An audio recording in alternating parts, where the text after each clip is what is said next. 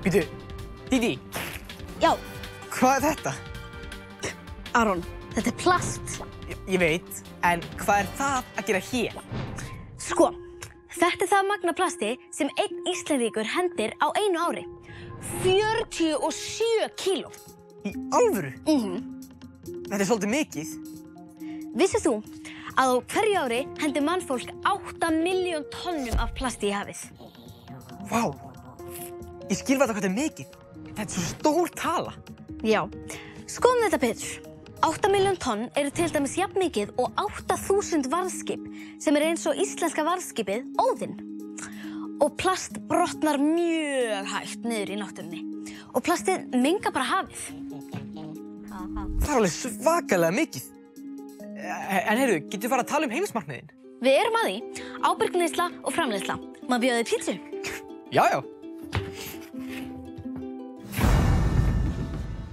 Hvað ertu að gera? Ég nú bara að haga mér svo ósköp venjuleg manneskja.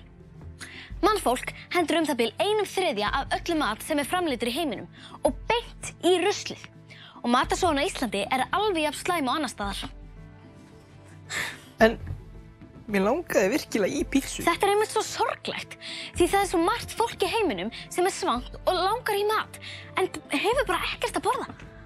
Hvort eitthvað leiðileg í dag, en ókei. Þetta voru bara 2 dæmi hvernig við erum að fara með jörðin okkar. Vissir þú að það búið að búa til mælikvarða það hvað mannkynið nota mikið af gjöfum jarðarinnar til að lifa lífinu? Þessi mælikvarði kallaður vistspor. Eins og fótspor? Já, það má segja það. Flest sem við notum kemur úr náttúrunni, eins og matur og viður í húsgögn, eða endar í náttúrunni, eins og ruslið okkar. Við þurfum að fylgjast með því hvað við erum að taka mikið frá jörðinni og skiljum mikið eftir. Já, ókei, já, ég skil. Og vistsporið okkar stækkar með hverju ári. Það þýðir til dæmis að við erum að höggva niður fleiri regnskóga, brenna meiri olíu, mengum fleiri vatnsból og ég gæti haldið áfram.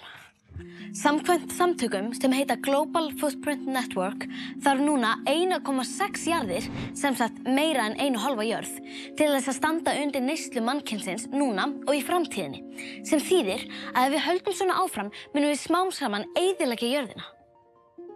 Það hljómar alveg hræðilega, en erum við ekki að standa okkur vel á Íslandi? Nei, því miður eru Íslendingar verri en flesta þjóðir. Samkvæmt sömu heimildum hafa Íslendingar 5. stærsta vistspor í Evrópu og 20. stærsta vistspor í heimi. Ef allir í heiminum væru með jafn stórt vistspor og Íslendingar, þá þyrftum við 1, 2, 3 jarðir til að standa undir neyslu mannfólksins. Í alvöru? Þetta alveg ótrúlegt. Það búið að reikna út það sem heitir þolmarkadagur jarðarinnar. Það svo dagur á hverju ári sem neysla mannfólks, allt sem við framleiðum, notum og hendum, verður meira en náttúran getur endurnýjað á hverju ári. Við klárum sífellt hraðar forðann sem náttúran getur skaffað. Reyndar tók það lengri tíma árið 2020 að ná þessum þolmarkadegi. Þetta auðvitað vegna kórónuveirunar. Jarðarbúar fóru í færri flugferðir, óku minna á bílum og svo framvegis. Og þetta sýnir að við getum vel breytt neyslun okkar ef við reynum. En ef við hlýðum ykkur og mengum neyslu verða rosalega margir atvinnulausir og fátækt eykst og allt verður í molum. Það reyndar alveg rétt, en við verðum greinilega samt að minnka neyslun okkar því að annars eyðileggjum við bara náttúruna smá saman. Það rétt. Hvar ætlum við annars að búa en hér á jörðinni? Ef við minkum neyslu eða gerum hana ábyrgari, þá höfum við góð áhrif á jörðina. Markmið 13. Og höfum góð áhrif á líf í hafi og á landi. Markmið 14 og 15. Og það mun einnig leiða til nýsköpunar og hafa jákvæð áhrif á borgir heimsins. Markmið 9 og 11.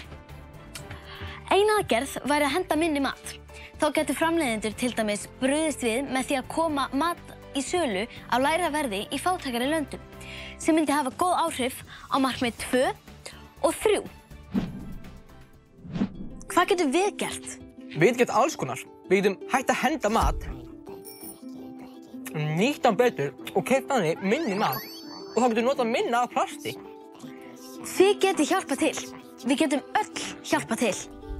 Og það alls ekki erfitt að hafa áhrif. margt smátt gerir eitt stórt og krakkar geta líka haft áhrif á foreldra sína. Heldur betur. Hey, Didi.